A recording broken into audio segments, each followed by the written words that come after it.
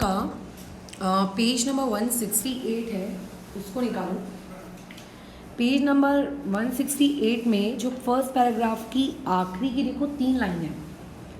Systematic regulation of different processes can be controlled and bringing about the different process in proper sequence can be called coordination. तो वो coordination का define है कि अगर coordination का define पूछा जाता है तो वहाँ से लेकर वहाँ तक है, ठीक है। और उसी में सेकेंड पैराग्राफ में आ जाओ। सेकेंड पैराग्राफ के आखिरी के 2 लाइन पढ़ो। Proper coordination between various system of an organism had to maintain a state of equilibrium called homeostasis. मतलब वहाँ पे ये पूछा जा सकता है कि होम्योस्टेसिस क्या है। तो होम्योस्टेसिस बेसिकली एक स्टेट ऑफ इक्विलिब्रियम है जहाँ पर हमारी बॉडी एकदम प्रॉपर तरीके से क्या करती है, फंक्शन करती है। उसकी बॉडी, हमारी बॉडी में पाए जाने वाले सारे ऑर्गन, सारे एंजाइम, सारे केमिकल, सारे हार्मोन सब एकदम प्रॉपरली। अब जिस तरीके से इंसानों की या जानवरों की बॉडी में कोऑर्डिनेशन एग्जिस्ट करता है, उसी सेम तरीके से प्लांट्स भी कोऑर्डिनेशन परफॉर्म करते हैं। नो डाउट प्लांट्स का कोऑर्डिनेशन हम ह्यूमंस या किसी एनिमल के कंपेयर में सिंपल है। उसका सिंपल होने का रीज़न ये है, हमारी बॉडी में ब्लड है, प्लांट की बॉडी में ब्लड नहीं है। हमारी बॉडी में बहुत सारे ऑर्गन्स हैं, उनकी बॉडी में ऑर्गन्स ही नहीं है। हमें बहुत सारी एक्टिविटीज़ परफॉर्म करनी है, लाइक सेक्सुअल रिप्रोडक्शन, सर्कुलेशन, है ना, जिसके लिए कॉम्प्लेक्स ऑर्गन्स बॉडी के अंदर है जो अपना काम अलग अलग कर रहे हैं। प्लांट की बॉडी में ऐसा कुछ नहीं। हमारी बॉडी के हर हिस्से का टिश्यू अलग है, मतलब हर ऑर्गन का टिश्यू दूसरे ऑर्गन के टिश्यू से अलग है। प्लांट की बॉडी में सारे उसके पार्ट्स के टिश्यूज लगभग सेम है। तो उसकी बॉडी का कोऑर्डिनेशन हमारी बॉडी के कोऑर्डिनेशन से आसान है। हमारी ह्यूमंस की बॉडी में कोऑर्डिनेशन कितने लेवल पर होता है? 2, केमिकल लेवल पर होता है और दूसरा ऑर्गन लेवल पर होता है। मतलब हमारी बॉडी में ऑर्गन्स भी कोऑर्डिनेशन परफॉर्म करते हैं और साथ साथ में और कौन कोऑर्डिनेशन परफॉर्म करता है? केमिकल्स। बट प्लांट्स की बॉडी में भी 2 तरीके से कोऑर्डिनेशन होता है। इनकी बॉडी में भी केमिकल्स कोऑर्डिनेशन परफॉर्म करते हैं और इनकी बॉडी में भी ऑर्गन्स कोऑर्डिनेशन परफॉर्म करते हैं। जब हमारी बॉडी में केमिकल कोऑर्डिनेशन परफॉर्म करता है तो हम लोग उसको क्या नाम दे दिए थे? Endocrine system. और उन केमिकल्स को नाम क्या दे दिया था हम लोगों ने? हार्मोन्स। तो सिमिलरली प्लांट्स की बॉडी में भी क्या होता है? हार्मोन्स होते हैं। तुम्हारी बुक में ज़्यादा हार्मोन्स के बारे में तो नहीं है। पेज नंबर 169 में ब्लू कलर का जो डब्बा है, डू यू नो, ठीक है, उस डू यू नो में तुम लोगों को कुछ पॉइंट्स दिए हुए, ठीक है। उस पर्टिकुलर पॉइंट्स को एक एक करके हम लोग पढ़ना शुरू करते हैं। सेकेंड पॉइंट से उसकी शुरुआत करोगे। वो बोल रहा है कि एक हार्मोन होता है, उस हार्मोन का नाम क्या है? ऑक्सिन। ये कहाँ पे प्रोड्यूस होता है? प्लांट के एपिकल पार्ट में। एपिकल मतलब जो पौधा होता है, पौधे के जो टॉप पार्ट होते हैं ना, जैसे अगर ये पौधे की लेट से ब्रांच निकले तो ये जिसका क्या होगा? कोना होगा। This is known as apical part. अगर प्लांट ऐसा खड़ा है तो ये अगर इसका टॉप है तो that top part is known as what? Apical part. तो ऑक्सिन हार्मोन प्लांट के कौन से हिस्से में प्रोड्यूस होता है? एपिकल पार्ट में। और इसका काम होता है सेल्स को एनलार्ज करना, सेल्स को क्या करना? बड़ा करना। सेल अगर बड़ा होगा तो सेल का साइज बढ़ेगा। प्लांट्स की बॉडी में जितने भी सेल्स हैं उन सबका साइज बढ़ेगा और धीरे धीरे प्लांट का भी साइज क्या होगा? बढ़ेगा। और वही छोटा सा पौधा हमें कुछ दिनों में धीरे धीरे क्या होता दिखेगा? बड़ा होता हुआ दिखेगा। किसकी वजह से? ऑक्सिन हार्मोन की वजह से। अब कई लोगों को सब्र नहीं होता कि अरे यार नेचुरली ऑक्सिन प्रोड्यूस होगा। कल ही हमने पढ़ा था हार्मोन्स का प्रोडक्शन बहुत ही स्लो मैनर में होता है और ये एक्शन भी बहुत ही क्या करते हैं? स्लो मैनर में करते हैं, लेकिन इनका असर कैसा रहता है? Long lasting. तो अब कई लोगों को ना धैर्य नहीं है, उनको ऐसा है कि नहीं यार जल्दी जल्दी प्रोड्यूस हो, जल्दी जल्दी प्रोड्यूस हो। तो जल्दी जल्दी में उनके पास क्या ऑप्शन रहेंगे? बोलो। साइंस ने इतनी प्रोग्रेस कर ली है कि वो ऑक्सिन हार्मोन अब वो खुद बनाते हैं, और उस ऑक्सिन हार्मोन को बनाने के बाद मार्केट में बेचते हैं। और जो है खेती करने वाले या फिर लेट से वो लोग जो फ्रूट्स के पौधे लगाते हैं, जिनका ऐसा एम है कि प्लांट थोड़ा जल्दी बड़ा हो जाए, पौधा जल्दी बड़ा हो जाए, उसको जाके with the help of injection ये लगा देते हैं। और ये जब उसको उनको with the help of injection लगा देते हैं तो उसकी बॉडी में ऑक्सिन हार्मोन उन्होंने क्या किया, एक्सटर्नली बाहर से क्या कर दिया, डाल दिया। जब वो इस तरीके से हार्मोन बाहर से बॉडी के अंदर डाल देते हैं तो धीरे धीरे वो हार्मोन ज़्यादा होने की वजह से उनके सेल्स है जो पहले धीरे धीरे बढ़ने वाले थे, अब वो क्या होने लगेंगे, जल्दी जल्दी बढ़ेंगे। और प्लांट जो लंबे समय बाद बड़ा होने वाला था वो क्या होगा, बहुत ही जल्दी बड़ा हो जाएगा। वैसे ही एक दूसरे हार्मोन के बारे में बताया गया है, हार्मोन लाइक गिबलिन, जो कि किस काम के पर्पस में आता है, स्टेम के इलोंगेशन। मतलब अगर आप चाहते हो कि जो पौधे की टहनी है, जो ब्रांचेस नहीं निकलती साइड साइड में, वो अगर तुम्हें लंबी लंबी करनी है, भाई ब्रांचेस लंबी होती हैं तभी तो पेड़ घना दिखता है, तो वो स्टेम एलोंगेशन के काम में आता है। तीसरा हार्मोन उसी सेम पैराग्राफ में दिया है, साइटोकिन, जो कि सेल के किस काम में आता है, डिवीजन। देखो सेल का एनलार्जमेंट मतलब एक सेल धीरे धीरे क्या होने लगा, बड़ा। जैसे चना है, चने को अगर पानी में भिगा दोगे तो अगले दिन चना अपने साइज से क्या हो जाता है, बड़ा हो जाता है ना। This is known as what, cell enlargement. लेकिन अगर वही सेल एक के बदले बोलो कितना हो गया, 2, then that is known as what, cell division.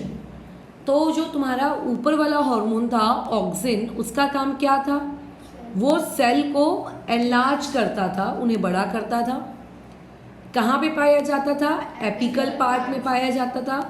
Shoot मतलब देखो प्लांट के 2 हिस्से होते हैं, एक जो ऊपर ऊपर हवा हवा में बढ़ता है that is known as shoot, और जो नीचे जमीन में नीचे नीचे नीचे जाता है that is known as root.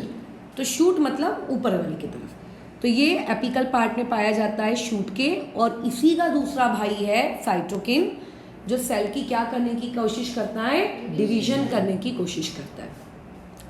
अब एक चौथे हार्मोन के बारे में बताया गया है, वो हार्मोन है एब्सिसिक एसिड।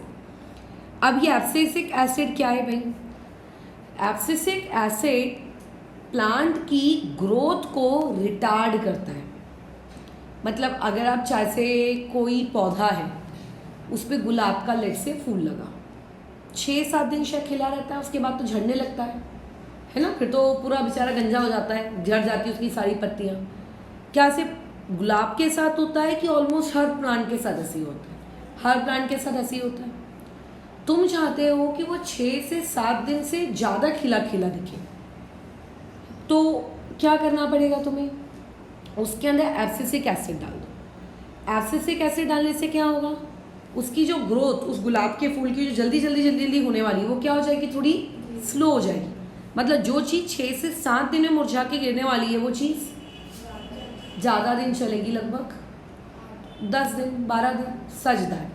तो एब्सिसिक एसिड का काम क्या होता है, प्रिवेंट करता है या फिर रिटार्डेशन करता है। रिटार्डेशन का मतलब होता है स्लो डाउन कर देता है, किस चीज़ को, प्लांट की ग्रोथ को। और साथ ही साथ में वहाँ पे इसने एक पॉइंट और लिख के दिया है कि ये साथ ही साथ में और क्या करता है, लीफ क्या करता है, विल्टिंग के काम आता है। क्या कहते हैं भाई, लीफ विल्टिंग का क्या मतलब है,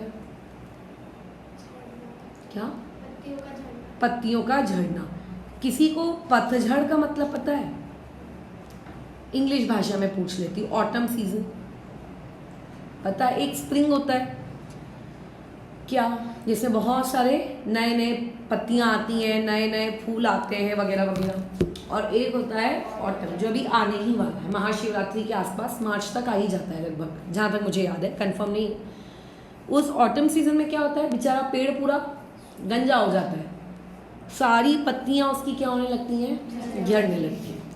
तो ऑटम सीजन में तो होता ही है, पर इन जनरल अगर तुम्हारे घर में कोई पौधा लगा है, क्या कुछ दिनों बाद उसमें जो पत्तियाँ अटकी हुई रहती हैं, जो चिपकी हुई रहती हैं, जो लगी हुई रहती हैं, क्या वो गिरती हैं कि नहीं गिरती हैं, गिर जाती हैं ना। पहले वो धीरे धीरे येलो टाइप की होती हैं, और कमज़ोर जाती है, अगर आप उनका हल्का सा टच भी करते हो तो धड़ से गिर जाती है, और अगर लेट से तुम टच नहीं भी करोगे तो धीरे धीरे खुद ही गिर जाती है।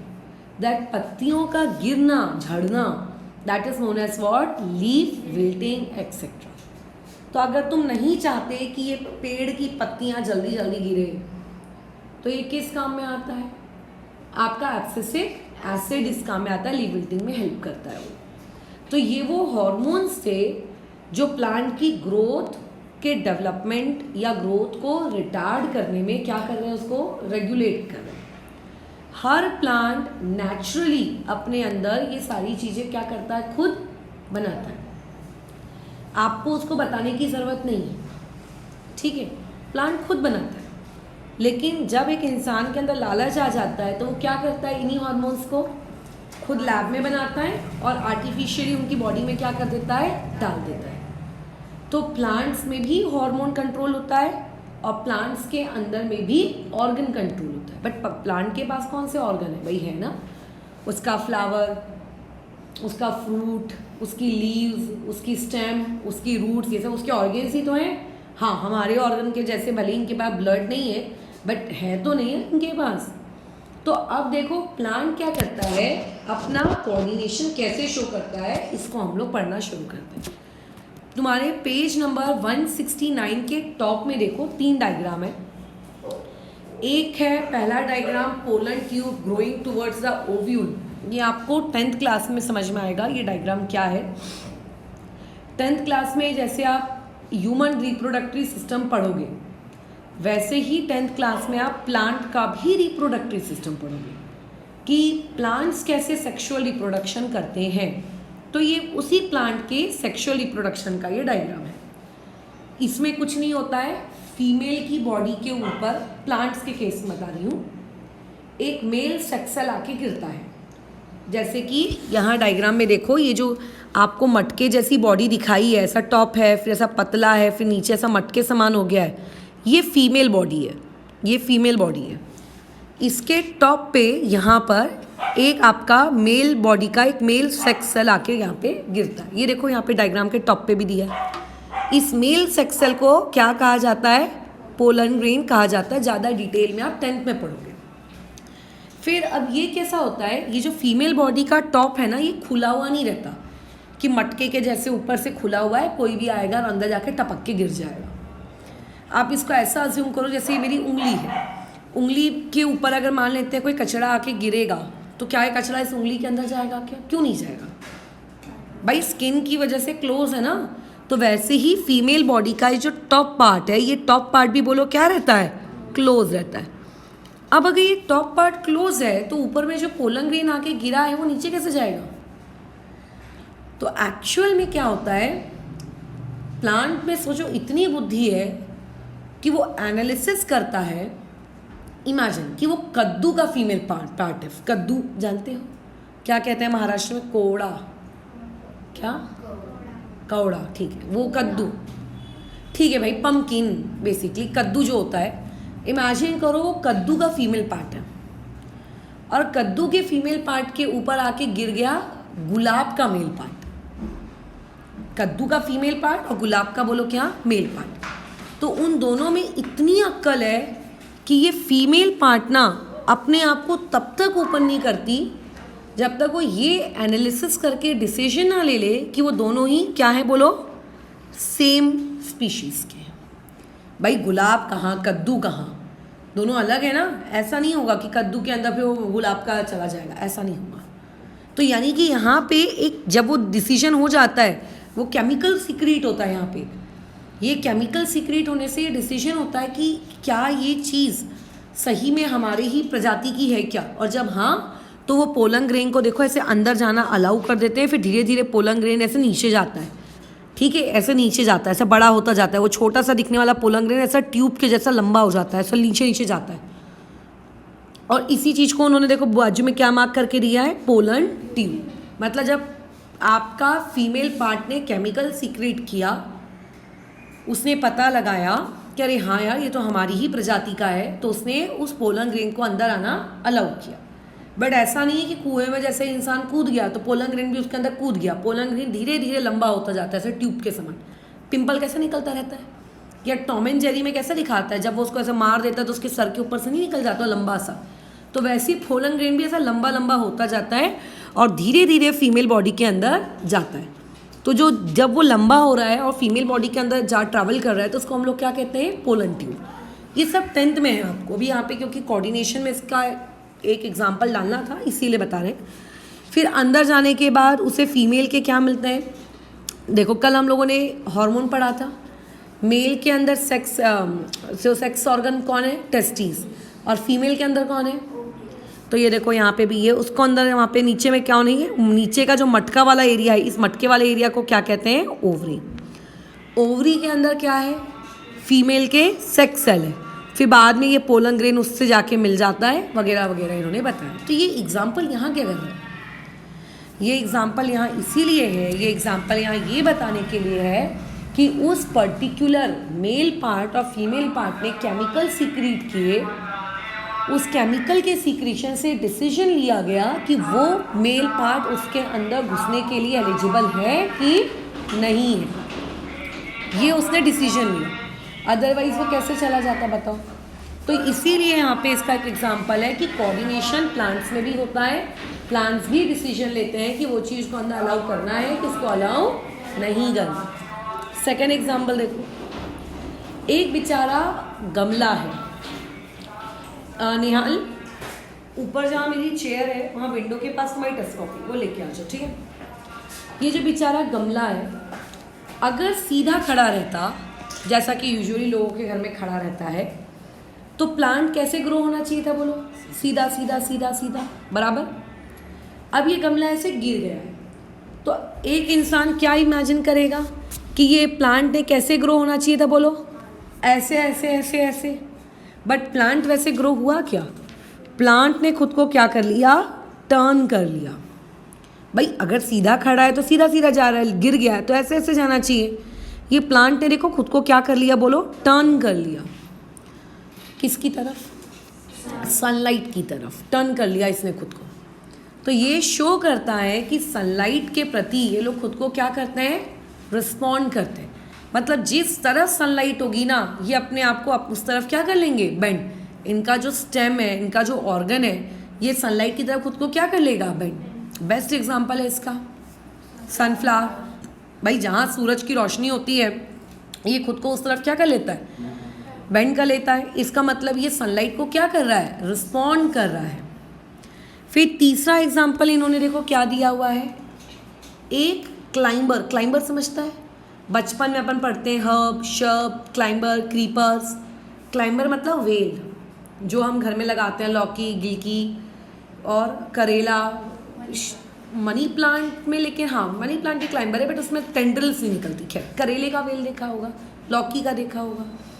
इसमें देखना पत्ती लगेगी, नो डाउट, फल लगेगा, नो डाउट, फूल आएगा, नो डाउट, स्टेम होंगी, नो डाउट। लेकिन इन सारी चीज़ों के अलावा इन प्लांट्स के पास ये भी होता है, देखना ऐसे कर्ल्स, जैसे लोग लड़कियां अपने बालों को कर्ल्स करती, वैसे नूडल्स कैसे कर्ल्स होती है, वैसे उनके पास भी क्या होते हैं, कर्ल्स। इन्हीं कर्ल्स को हम लोग क्या कहते हैं, टेंड्रिल्स कहते हैं।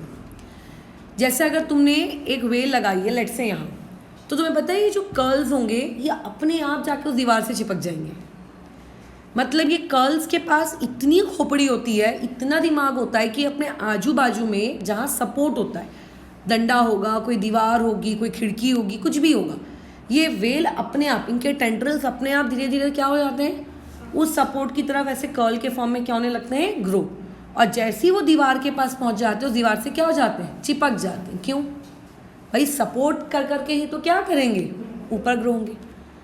तो यानी कि प्लांट खुद को, कुछ प्लांट्स खुद को सपोर्ट की तरफ भी क्या करते हैं, रिस्पॉन्ड करते हैं। कुछ प्लांट खुद को लाइट के लिए रिस्पॉन्ड करते हैं, कुछ प्लांट खुद को केमिकल्स के लिए रिस्पॉन्ड करते हैं, बट वो रिस्पॉन्ड करते हैं। तो जब प्लांट का कोई भी part, not flower, not root, not shoot, कोई भी प्लांट अगर रिस्पॉन्स कर रहा है तो इसी रिस्पॉन्स को हम लोग क्या कहते हैं, ट्रॉपिक मूवमेंट, या फिर शॉर्ट फॉर्म में क्या कहा जाता है, ट्रॉपिज्म। तो यहाँ पे इसको अंडरलाइन कर लो, ये पहला पॉइंट, ये तुम्हारे ट्रॉपिज्म या ट्रॉपिक मूवमेंट का क्या है, डिफाइन है। ठीक है, कि अगर प्लांट के किसी भी पार्ट ने रिस्पॉन्ड किया तो उस रिस्पॉन्स को हम लोग क्या कहते हैं, ट्रॉपिक मूवमेंट या फिर ट्रॉपिज्म। 2 मिनट, चलो भाई एक एक करके अंदर आना शुरू करो along with your test copies. भाई तुम ही आओगे ना, मैं थोड़ी ना आऊँगी। बीच बीच में मतलब तुम लोगों का दिमाग सो जाता है। आ जाओ अंशु, तुम तो हमारी फर्स्ट बेंच में ही आओ। फर्स्ट नहीं, यहाँ के पीछे चले जाओ, कोई दिक्कत नहीं। लेके जाओ अपना एक एक करके पेपर आते जाओ, फटाफट लेके जाओ।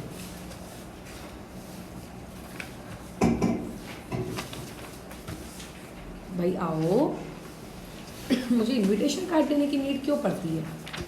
चलो देखो 1 घंटे का है, ठीक है, शुरू हो जाओ। 4 बजे तुम्हें इसको सबमिट करना है, ठीक है ना।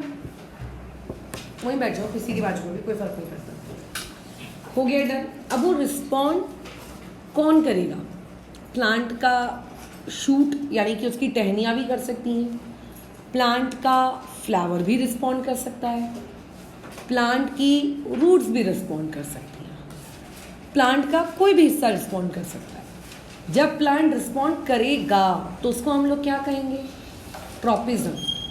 लेकिन प्लांट रिस्पॉन्ड करेगा क्यों, तो प्लांट रिस्पॉन्ड कर सकता है किस किस के लिए, केमिकल्स के लिए। भाई किसी प्लांट में केमिकल तुमने डाले और प्लांट के अंदर बहुत सारी पत्तियां आने लगी, तो ये भी तो एक तरीके का उसका क्या है, रिस्पॉन्स ही है।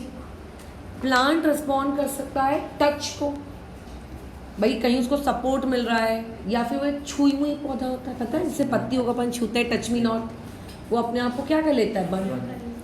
तो प्लांट टच को भी रिस्पॉन्ड कर सकता है, प्लांट सनलाइट को रिस्पॉन्ड कर सकता है, प्लांट वाटर को रिस्पॉन्ड कर सकता है। बैठो, ठीक है, ये लेके जाओ यहाँ से। तो प्लांट इन सारी चीज़ों को रिस्पॉन्ड कर सकता है। तो अब किन किन चीज़ों को प्लांट रिस्पॉन्ड कर सकता है, इसके हिसाब से अलग अलग उन्होंने क्या कर दिया है, डिफाइन किया। जैसे कि बोल रहा है the shoot system of any plant. What do mean by the shoot, plant के ऊपर का हिस्सा, ठीक है, जो हवा में रहता है। The shoot of any plant respond to the light, ऊपर का हिस्सा लाइट की तरफ होता है। यानी कि अगर आपने गमले को लिटा भी दिया है तो गमला ऐसे ऐसे जा रहा है क्या, नहीं, सूरज तो ऊपर है ना, तो उसने अपने आप को क्या कर लिया, टर्न कर लिया, बेंड कर लिया। तो जब किसी भी प्लांट का शूट किसको रिस्पॉन्ड करता है, लाइट को, तो ऐसे मूवमेंट को हम लोग कौन सा मूवमेंट कहते हैं, फोटोट्रॉपिक मूवमेंट। जब तुम 11th क्लास में आओगे, एक चैप्टर होता है, उस चैप्टर में आप फोटॉन्स ये पढ़ोगे। तो फोटॉन्स का मतलब होता है बंडल ऑफ लाइट, लाइट के ढेर सारे बंडल। तो यानी कि केमिस्ट्री में या साइंस में लाइट ना बोलते हुए उसको शॉर्ट में क्या बोला जाता है, फोटॉन्स। और फोटॉन्स का ही यहाँ पे शब्द क्या आ गया, फोटो। फोटो, तो फोटो मतलब लाइट। तो ये मूवमेंट किसके लिए हुआ, लाइट के लिए। सिर्फ स्टेम ही लाइट के प्रति जाएगी क्या, नहीं, और भी लोग लाइट के प्रति रिस्पॉन्ड करते हैं। सूरजमुखी पूरा का पूरा बताओ खुद को क्या कर लेता है, टर्न ही कर लेता है भाई। तो ये भी कौन सा मूवमेंट हुआ, फोटोट्रॉपिक। कई मूवमेंट लाइट के लिए नहीं होते, कई मूवमेंट बोलो किसके लिए होते हैं, टच। किसके लिए होते हैं, टच। जैसे तुम्हारा touch me not plant, mimosa उसका साइंटिफिक नेम है, या फिर हिंदी में छुई मुई। जैसे ही उसको टच करते हो अपनी लीज को बोलो क्या कर लेता है, बंद। तो ये मूवमेंट किसके लिए हुआ है, टच के लिए। तो इस टच वाले मूवमेंट को हम लोग क्या कहते हैं, थिग्मोट्रॉपिक मूवमेंट। थिग्मो मतलब टच। तो ये मिल जाएगा आपको पेज नंबर, कहाँ पर है भाई, चलो आगे कहीं मिलेगा तो पढ़ लेंगे। फिलहाल ये हो गया कौन सा मूवमेंट, थिग्मोट्रॉपिक मूवमेंट। एक होता है हमारा वो इंसेक्टिवोरस प्लांट्स, बचपन में पढ़ा होगा, कोई एग्जांपल याद है इंसेक्टिवोरस प्लांट्स के, वीनस फ्लाईट्रैप। और चलो एक ही, क्या करता है ये प्लांट, जब इंसेक्ट इनके ऊपर आके बैठता है तो ये बड़े मजे से इंसेक्ट को अपने आप को बंद कर लेते हैं। That is known as touch हुआ, और टच को इन्होंने क्या किया, सेंस किया, और तुरंत जैसे कई लोग अपने गाड़ियों में भी अलार्म लगा के रखते हैं, जैसे कोई उनको टच करता है तो car P P P P करके चीखने लगती है, वो भी टच को ही रिस्पॉन्ड कर रहा है, राइट। तो ऐसे केस में ये सारे मूवमेंट कौन से हैं? थिगमोट्रोपिज्म। कैसे हैं? थिगमो, ये टच को रिस्पॉन्ड कर रहे हैं। क्या हमेशा टच को ही रिस्पॉन्ड करेंगे? क्या नहीं। अब जैसे जैसे प्लांट का जैसे ऊपर का हिस्सा होता है, वैसे ही प्लांट का नीचे का भी हिस्सा होता है, उससे हम लोग क्या कहते हैं? रूट। फॉर एग्जाम्पल एक प्लांट है, ठीक है, उसके पास रूट है। इमेजिन करो एक प्लांट है, उसके पास एक रूट है। ये प्लांट है आपका, ये नीचे उसकी रूट्स है, ठीक है, और पानी यहाँ है। तो पता है ये रूट ऐसे नीचे नीचे नहीं जाएगी, ये रूट अपने आप को पता है क्या कर लेगी? पानी की तरफ बेंड कर लेगी। इससे क्या समझ में आता है कि रूट्स भी खुद को क्या करती हैं? रिस्पॉन्ड करती हैं। किसके लिए? पानी के लिए। तो ऐसे मूवमेंट को हम लोग क्या कहते हैं? Hydrotropic movement. हाइड्रो मतलब पानी, ठीक है। तो उसको भी अगर डिफाइन के लिए अंडरलाइन करना है तो कर लो, वैसे आंसर्स में होगा ये सारी चीज़ें तुम्हें। और क्योंकि ज़मीन क्या लगाती है? ग्रेविटी। ज़मीन हर चीज़ को नीचे खींचने का काम करती है ना, तो रूट्स भी कहाँ जा रही हैं? ज़मीन के अंदर ही जा रही है, नीचे। तो इसी मूवमेंट को हम लोग एक और नाम से जानते हैं, क्या? ग्रेविटोट्रॉपिक मूवमेंट। कई प्लांट्स केमिकल के लिए रिस्पॉन्स करते हैं, जैसे वो मैंने तुम्हें पोलन वाला बताया कि फीमेल के पार्ट के ऊपर पोलन ग्रेन आकर बैठा, फीमेल ने ये डिसीजन लिया क्या ये मेरी प्रजाति का है कि मेरी प्रजाति का नहीं है, और हाँ ये मेरी प्रजाति का है तो वो खुलेगी। कैसे डिसीजन लेती है? केमिकल निकलता है वहाँ पे। अगर केमिकल निकलने से कुछ मैच हुआ, कुछ डिसीजन उनका कंफर्म हो गया, तो वो पोलन को अंदर आना अलाउ करती है। तो कई प्लांट्स केमिकल्स को भी क्या करते हैं? रिस्पॉन्ड करते हैं। मैंने जिन हार्मोन्स का तुम्हें नाम बताया, auxin, abscisic acid, gibberellin, cytokinin, इन सारे हार्मोन्स को अगर प्लांट के अंदर लगा दोगे, जैसे मार्केट में देखना बड़े बड़े अंगूर भी आते हैं, काफ़ी लंबे लंबे। कई अंगूर तो नेचुरली लंबे होते हैं, कई अंगूरों को जानबूझ के लंबा किया जाता है उनके अंदर इंजेक्शन लगाकर। मतलब बेसिकली अंगूरों के अंदर इंजेक्शन नहीं लगता, प्लांट के अंदर इंजेक्शन लगता है, जिसकी वजह से जो फ्रूट उगता है वो फ्रूट भी कैसा होता है? लंबा। कई बार मार्केट में केले और आम, इन्हें ज़बरदस्ती पकाया जाता है, मतलब कच्चा माल बस ऊपर से क्या दिखता है? पका। संतरे भी कई बार तुम देखना ऊपर से ऑरेंज ऑरेंज दिखते हैं बट अंदर से खतरनाक खट्टे। तो यानी कि जब आप प्लांट को बोलो क्या करते हो, एक मिनट, जब आप प्लांट को इस तरीके से केमिकल्स देते हो तो प्लांट उन केमिकल्स को क्या करता है? बोलो, रिस्पॉन्ड करता है ना। तो ऐसे केस में जब प्लांट कभी भी किसी केमिकल को रिस्पॉन्ड करे तो उस पर्टिकुलर चीज़ को हम लोग क्या कहते हैं? बताओ, कौन सा मूवमेंट कहते हैं? Chemotropic movement. वहाँ पे कीमो मतलब क्या है? केमिकल्स की बात कर रहा है। अब ये जो तीनों मूवमेंट है, लाइट के तरफ, पानी के तरफ, ग्रेविटी की तरफ, केमिकल की तरफ, इन सारे मूवमेंट्स की वजह से प्लांट की ग्रोथ होती है। या तो उसकी स्टेम बड़ी हो रही है, या तो उसका रूट बड़ा हो रहा है, या तो आपका जो प्लांट रहता है वो बोलो क्या हो कर रहा है आप लोगों का? कुछ केमिकल्स सीक्रेट कर रहा है, तो उसके अंदर पोलन ग्रेन जा रहा है जिससे वो रिप्रोडक्शन कर रहा है, फिर नए प्लांट बन रहे हैं वगैरह वगैरह। ये सारे मूवमेंट की वजह से प्लांट की क्या हो रही है? ग्रोथ। इसीलिए इन ऊपर वाले सारे मूवमेंट्स को हम लोग कौन से मूवमेंट्स कहते हैं? Growth relevant movements. जैसे कई बार हम लोग, ठीक है, एक मिनट, ओजस जो काम अंकित ने आज दिया है ना थ्योरम्स वाला, वही करोगे तुम अपना। इसीलिए इन मूवमेंट्स को कहते हैं ग्रोथ रेलिवेंट। कई बार हम लोग जैसे बातचीत करते हैं, कई बार बोल देते हैं ये तो फालतू बातें करता रहता है, जिसको हिंदी भाषा में कहावत है बिना सर पैर की बात करें, मतलब कुछ भी बड़बड़ाना, जिस बातचीत का कोई सेंस नहीं है। कुछ बातचीत कैसी होती है? कंस्ट्रक्टिव। कुछ डिस्कशंस कैसे होते हैं? डिस्ट्रक्टिव, अच्छे बुरे। कुछ अच्छा हो सकता है या कुछ क्या हो सकता है उनसे? बुरा हो सकता है। तो इस टाइप के जो कंस्ट्रक्टिव या डिस्ट्रक्टिव काम की बातचीत होती है, और एक होती है फालतू, एकदम फालतू। अरे तूने आज ब्लू कलर का टी शर्ट क्यों पहना है? तूने आज अपने बालों को छोटी क्यों बनाई है? कुछ भी फालतू बातचीत। तो वैसे ही प्लांट्स के अंदर भी मूवमेंट दो प्रकार के, एक जो ग्रोथ करेगा, ग्रोथ रेलिवेंट, और दूसरा होगा ग्रोथ इररेलिवेंट। मतलब वो मूवमेंट हो तो रहा है लेकिन उसका ग्रोथ से दूर दूर तक का कोई भी लेना देना नहीं। अब जैसे टच मी नॉट है, मिमोसा दिख रहा है, इसका पेज नंबर 170 के टॉप में टच मी नॉट, वहाँ पे जो पैराग्राफ है उस पैराग्राफ में टच मी नॉट का साइंटिफिक नेम लिखा हुआ है। बोलो क्या? मिमोसा। वो अंडरलाइन कर लेना, पेपर में अलग से पूछा जा सकता है कि साइंटिफिक नेम बताओ।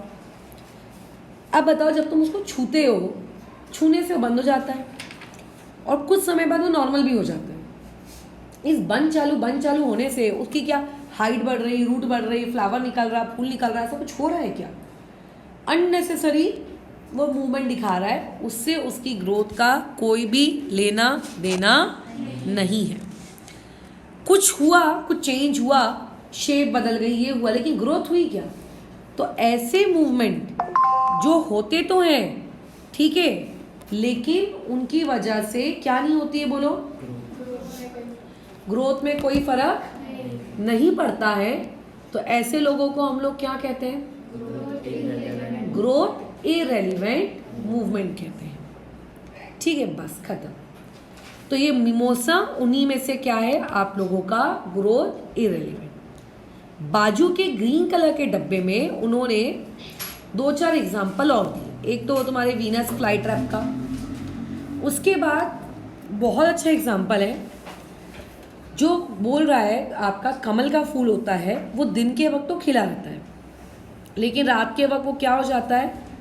बंद। और जो एक दूसरा होता है ट्यूबरोज, वो रात के वक्त खुलता है। जैसे कैक्टस में भी फूल आते हैं दुनिया में, मतलब सारे कैक्टस में फूल नहीं आते, कुछ कैक्टस होते हैं जिनमें फूल आते हैं। हमारे घर में एक कैक्टस था जो इतना ऊपर गया था और उसमें फूल आता था, रात के 1-2 बजे खिलता था, सुबह 3-4 बजे बंद भी हो जाता था और स्मेल उसकी एकदम खतरनाक होती थी। 1 किलोमीटर तक लोगों को स्मेल आ रही, इतनी अच्छी स्मेल। खैर, हमारे दादा ने उस बेचारे कैक्टस के पूरे कांटे ऐसे ऐसे छील मारे, क्योंकि उस वक्त हम लोग छोटे छोटे थे, 3rd-4th वाले। तो उस वक्त हमारे दादा की ये सोचती कि मेरे बच्चे ऐसे छुएंगे उनको कांटे ऐसे हो जाएंगे। तो मेरे पापा ने उस कैक्टस को इतने से पूरा ग्रो किया था सिर्फ फूल के लिए। तो वो पूरा कैक्टस जैसे ही तुम उसके कांटे छील दोगे मर नहीं जाएगा, कांटे ही तो उसका है सब कुछ। तो कुछ ऐसे भी फूल होते हैं जो सिर्फ रात के वक्त खिलते हैं। जैसे वो भी होता है तुम्हारा, एक बहुत खुशबू देता है जो लगाते हैं बालों में, जास्मिन शायद। एक कौन सा फूल होता है सिर्फ रात के वक्त की, रात रानी, सिर्फ रात के वक्त खुलता है, दिन के वक्त क्या हो जाता है? बंद। अब बताओ, दिन के वक्त खुल रहा है, रात के वक्त खुल रहा है, इससे इनकी कोई ग्रोथ हो रही है क्या? नहीं। बट ये रिस्पॉन्ड किसके लिए कर रहा है? कोई मून लाइट को रिस्पॉन्ड कर रहा है और कोई डे लाइट को रिस्पॉन्ड कर रहा है, बस इतना ही डिफरेंस है और कोई डिफरेंस नहीं है। तो ऐसे केस में वहाँ पे अंडरलाइन करके रखो ट्यूबरोज।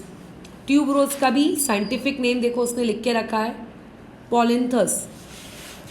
ठीक है, 1 या 2 साइंटिफिक नेम है तुम्हारी बुक में, वो तुम्हें पता होना चाहिए।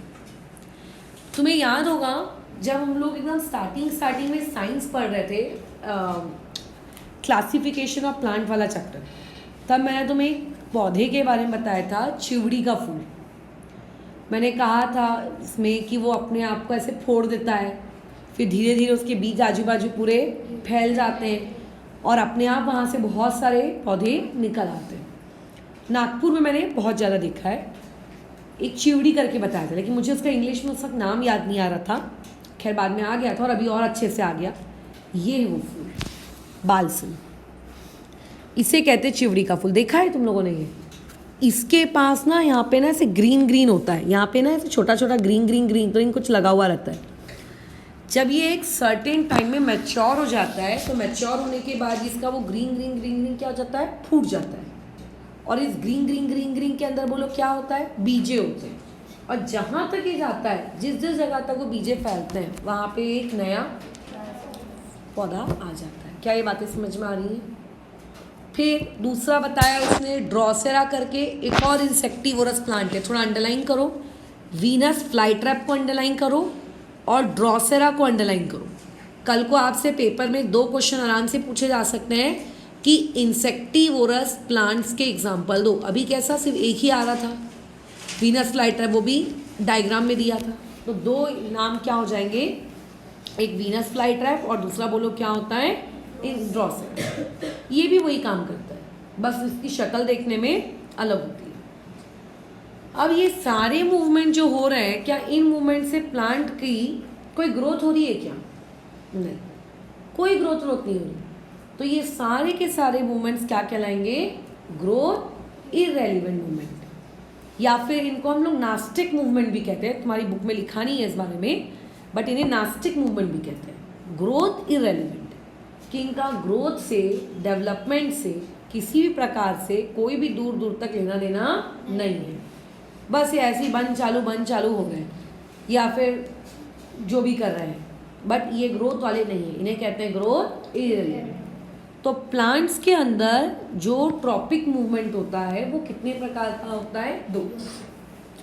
एक जिसको ग्रोथ से फर्क पड़ता है, और दूसरा जिसे ग्रोथ से फर्क नहीं पड़ता। ग्रोथ से फर्क पड़ने वाले कौन कौन से हैं? फोटोट्रॉपिक, हाइड्रोट्रॉपिक, ग्रेविटोट्रॉपिक और chemotropic according to your book. और ग्रोथ से फर्क नहीं पड़ने वालों के एग्जाम्पल्स कौन हैं? लोटस का सुबह खिलना, ट्यूबरोज का रात में खिलना, मिमोसा प्लांट का बंद चालू होना, ये सब ग्रोथ इररेलेवेंट है, यानी कि ये सारे कौन से मूवमेंट हैं? नास्टिक मूवमेंट है। तो पेज नंबर 170 का कोऑर्डिनेशन इन ह्यूमन बीइंग के ऊपर वाला जो पैराग्राफ है, उस पैराग्राफ की जो पहली लाइन है कि some specific movements of the plant, जिनकी वजह से ग्रोथ नहीं होती है, ऐसे मूवमेंट्स को हम लोग क्या कहते हैं? ग्रोथ इररेलेवेंट मूवमेंट कहते हैं। ठीक है, तो इसका मतलब क्या हो गया कि प्लांट के अंदर क्या होगा आप लोगों का? एक ग्रोथ रेलिवेंट मूवमेंट होगा, दूसरा क्या होगा? Growth irrelevant. तो इस तरीके से ह्यूमंस के जैसे प्लांट्स भी क्या करते हैं? कोऑर्डिनेशन परफॉर्म करते हैं।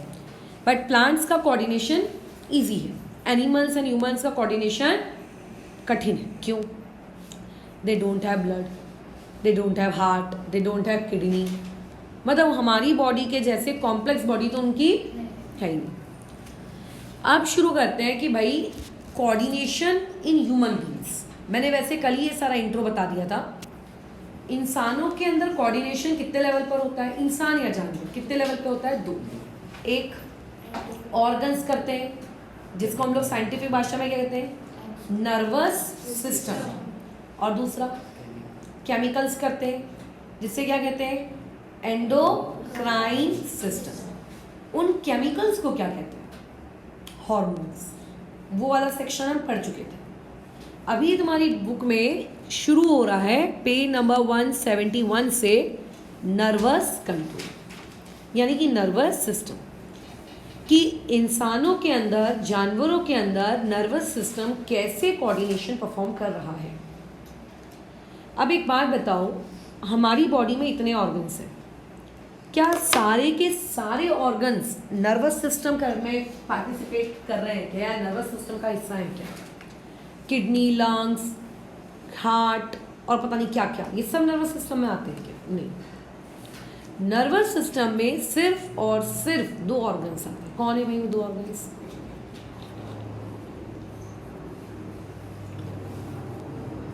कौन है भाई 2 ऑर्गन्स?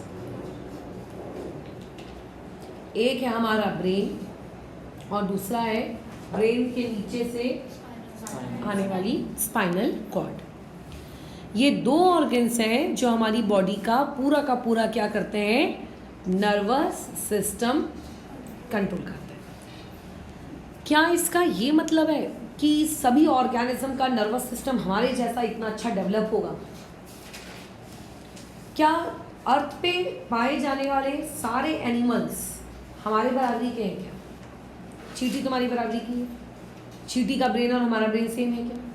चींटी का रीढ़ का हड्डी और हमारा रीढ़ का, पता नहीं इसके अंदर है भी कि नहीं, लेकिन सेम है क्या? तो मतलब सारे एनिमल्स का नर्वस सिस्टम या नर्वस कंट्रोल का मैकेनिज्म सेम नहीं है। अब जैसे एक बहुत ही प्रसिद्ध यूनिसेलुलर ऑर्गेनिज्म है, बचपन में पढ़े हो, अमीबा, पैरामीशियम, चप्पल के जैसा दिखता है, बनाया होगा ना 6th वगैरह में उसके डायग्राम, पैरामीशियम चप्पल के जैसा दिखता है। यूग्लिना, ये सारे यूनिसेलुलर है। यूनिसेलुलर मतलब एक सेल। उसी एक सेल से ये खाते हैं, उसी एक सेल से ये अपनी बॉडी में रेस्पिरेशन भी कर रहे हैं, उसी एक सेल से डाइजेशन भी कर रहे हैं, उसी एक सेल से एक्सक्रीशन भी कर रहे हैं, सब कुछ वही एक सेल कर रहा है। ऐसे यूनिसेलुलर एनिमल्स के अंदर, भाई बोलने से ऐसा लगता है ना कि दुनिया के सारे एनिमल्स के अंदर नर्वस सिस्टम होगा, बट ऐसा नहीं है।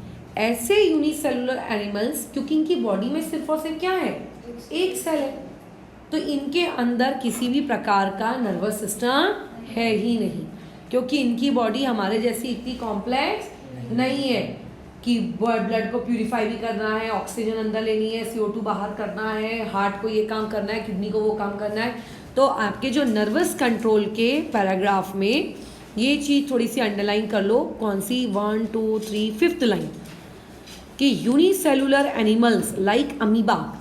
क्या अमीबा दुनिया का इकलौता यूनिसेलुलर ऑर्गेनिज्म है क्या? और भी होंगे ना, ठीक है। Do not have a nervous system, इनके पास नर्वस सिस्टम नहीं होता। पेपर में हो सकता है तुमसे पूछा जाए 1 मार्क के MCQ के लिए या फिर ट्रू और फॉल्स के लिए कि एक ऐसे ऑर्गेनिज्म का नाम बताओ जो कि नर्वस सिस्टम जिसके पास नहीं होता है, तो वो कौन है बताओ?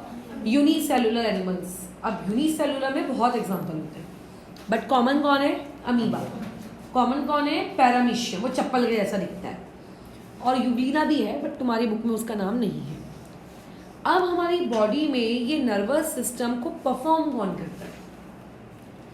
अब ये नर्वस सिस्टम को परफॉर्म करने का काम 2 लोग करते हैं, इंपॉर्टेंट है। एक होता है ब्रेन और दूसरा होता है स्पाइनल कॉर्ड। अब ये परफॉर्म करने का मतलब क्या है? जैसे फॉर एग्जांपल घर में कुछ अच्छा बना है, अभी तुम घर जाओगे, तुम्हारी मम्मी ने लाइक से कुछ अच्छा बना के रखा है डब्बे में, तुम गए, तुमने सडनली उस डब्बे को छू लिया, अब वो मान लो गरम निकला, क्या तुम छुए रहोगे? क्या करोगे? हाथ हटाओगे भी इमीडिएटली। कोई तुम्हें पीछे से चिमटी काटेगा तो क्या तुम चिमटी काटते रहोगे कि हटाओगे अपनी बॉडी को? गाड़ी में कभी तुम्हारा गरम वो साइलेंसर होता है, उस पर अगर पाँव चिपक रहा है तो क्या करोगे? तुरंत हटाओगे। तो भाई जब हमारी बॉडी को इस तरीके का कुछ टच मिल रहा है, चाहे कोई चिमटी काटे, कोई चुबाए या कुछ गरम लगे, तो हमारी बॉडी को क्या एक्शन लेना है? भाई मच्छर काटता है तो नॉर्मली इंसान या तो भगाता है या तो मारता है, ऑटोमेटिकली हाथ उठता है ना? तो ऐसे केस में हमारी बॉडी को क्या एक्शन लेना है, इसका डिसीजन कौन करता है? ब्रेन और स्पाइनल कॉर्ड मिलकर करते हैं। दोनों के अपने अपने काम है, वो दोनों मिलकर करते हैं। लेकिन ब्रेन तो यहाँ ऊपर है, स्पाइनल कॉर्ड भी यहाँ से लेके बस पीठ तक है। अगर मान लो मेरे को चींटी काटी पाँव में, तो क्या ब्रेन चल के जाएगा पाँव तक? तो इसका मतलब ब्रेन और स्पाइनल कॉर्ड ने पूरी बॉडी में, इंक्लूडिंग आँखें, इंक्लूडिंग नाक, माउथ, स्किन, पूरी बॉडी में अपने क्या फैला के रखे हैं? मैसेंजर्स। कि भाई अगर बॉडी में कहीं भी कोई भी स्टिमुलाई मिलता है, मतलब कुछ भी अगर आपको सिग्नल मिलता है, तो सिग्नल को तुरंत आपको क्या करना है? हमारे तक लेकर आना। मतलब these are king and queens. Brain and spinal cord king and queen है, ये अपनी जगह पर है, और इनके बदले में इनकी बॉडी में पूरे काम करने के लिए इन्होंने क्या करके रखे? लोग मैसेंजर्स फैला के रखे, जिनका काम क्या है? बॉडी के किसी भी पार्ट से क्या करना? उस मैसेज को रिसीव करना और उसे कहाँ लेके जाना? किंग क्वीन तक। और फिर बाद में वो लोग डिसीजन लेंगे कि अच्छा हाँ इसको ऐसे रिस्पॉन्ड करना है, और मैसेज को वापस से फिर लेकर जाना। भाई अगर मच्छर काट रहा है तो पहला सिग्नल तो क्या जाएगा ब्रेन तक कि मच्छर काट रहा है, फिर ब्रेन रिटर्न में क्या सिग्नल भेजेगा कि हाथ उठाओ और हाथ से क्या करो? मारो या उसको हटाओ। तो एक काम हुआ सिग्नल को लेके जाना, और दूसरा काम क्या हुआ? सिग्नल को भी छोड़ देना।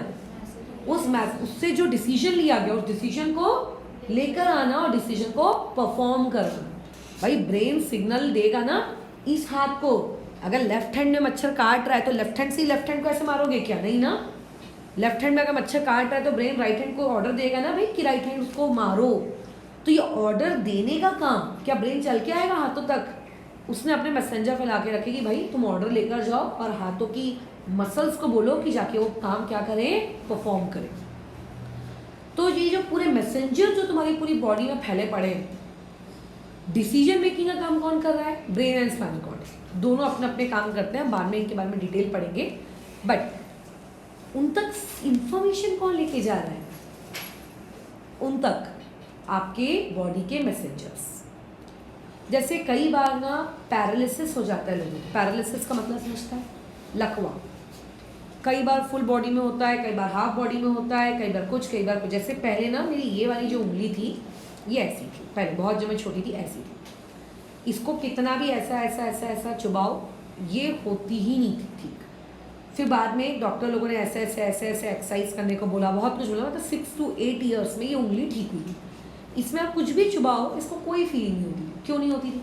क्योंकि यहाँ पे हो सकता है जो भी मैसेंजर्स हो, क्या मेरा ब्रेन खराब हो गया है क्या? नहीं, ब्रेन अपनी जगह है, स्पाइनल कॉर्ड भी अपनी जगह, लेकिन उंगली के पास हो सकता है जितने भी मैसेंजर्स हो काम करना क्या कर दिए हो, बंद कर दिए, तो वो सिग्नल ही ब्रेन तक नहीं जा रहा है। तो इसीलिए वहाँ पे मुझे कोई फीलिंग चुबा चुबी वाली आ ही नहीं रही है। तो उसी पैराग्राफ की आखिरी लाइन को थोड़ा सा पढ़ लो कि हमारी बॉडी में सारा कंट्रोल एंड कोऑर्डिनेशन हमारी बॉडी के एक स्पेशल सेल्स परफॉर्म करते हैं, और स्पेशल सेल्स को हम लोग क्या कहते हैं? नर्व सेल्स या फिर न्यूरॉन्स। ठीक है, ये हमारी बॉडी के सबसे बड़े सेल्स होते हैं। ये हमारी बॉडी में, मतलब बॉडी में इतने सारे सेल्स हैं। स्टमक में सेल है, किडनी में सेल है, हार्ट में सेल है, बॉडी में हर जगह सेल है। बट ये हमारी बॉडी के सबसे ज़्यादा क्या होते हैं? लार्जेस्ट सेल, मतलब लॉन्गेस्ट सेल है हमारी बॉडी का, लॉन्गेस्ट सेल। अब कुछ लोग न्यूरॉन लिखने के बजाय पेपर में नेफ्रॉन लिख के आ जाते हैं। किडनी पढ़े थे ना पिछली बार, तो जो किडनी है, किडनी के अंदर भी सेल होता है। किडनी के सेल को क्या कहते हैं? नेफ्रॉन। तो जब नेफ्रॉन लिखना हो वो न्यूरॉन लिख देते हैं, और जब न्यूरॉन लिखना हो तो नेफ्रॉन लिख देते हैं। तो ध्यान रखना, पूरी बॉडी का कंट्रोल एंड कोऑर्डिनेशन कौन परफॉर्म करता है? न्यूरॉन या फिर नर्व सेल्स। क्या यहाँ तक बातें क्लियर है? न्यूरॉन का स्ट्रक्चर वगैरह मैं अभी नहीं बता रही हूँ क्योंकि उतना टाइम नहीं है। अब पहले अपन पढ़ते हैं पेज नंबर 172 में टाइप्स ऑफ न्यूरॉन। मैंने तुमसे क्या कहा? न्यूरॉन का क्या काम होता है बताओ? इन मैसेंजर्स का क्या काम होता है? सिग्नल को लेकर जाओ, पहला काम। दूसरा काम क्या होता है बोलो भाई? ब्रेन या स्पाइनल कॉर्ड दोनों में से जो भी डिसीजन लेंगे उस डिसीजन को वापस से कैरी करना। और तीसरा काम क्या होता है? परफॉर्म करवाना। भाई खुद तो वो परफॉर्म नहीं कर सकते, लेकिन किसी से करवाएंगे ना, ठीक है? तो इस हिसाब से न्यूरॉन्स कितनी कैटेगरीज में क्लासिफाई होती हैं? 3। कौन सी है वो 3 कैटेगरीज?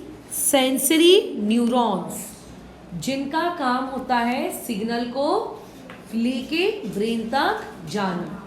जैसे तुमने कोई तीखा खा लिया तो तुम्हारी जीभ में बहुत सारे टेस्ट वाले न्यूरॉन्स होंगे जो तुम्हारे ब्रेन तक उस सिग्नल को लेके जाएंगे। तब तुम्हें पता चलेगा कि मैंने कुछ तीखा खाया है, मीठा खाया है, या फिर खट्टा खाया है, या नमकीन खाया है।